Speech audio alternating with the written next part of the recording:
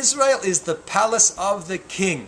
And life in the king's palace is very different than life outside of the king's palace.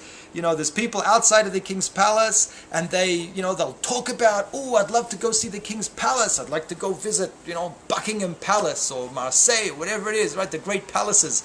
I'd love to go there and visit. Sometimes we have a problem with all of these these parables of kings and palaces because we don't have a lot of that stuff anymore. But there's still some vestiges of royalty still around, and some remnants, or even some royalty still going on in the world that people are aware of.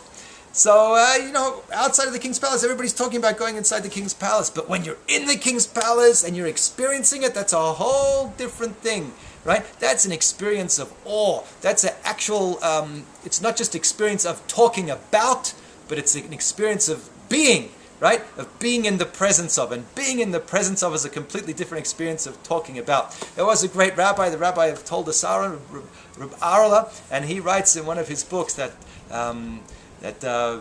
Jews in the land of Israel, if you have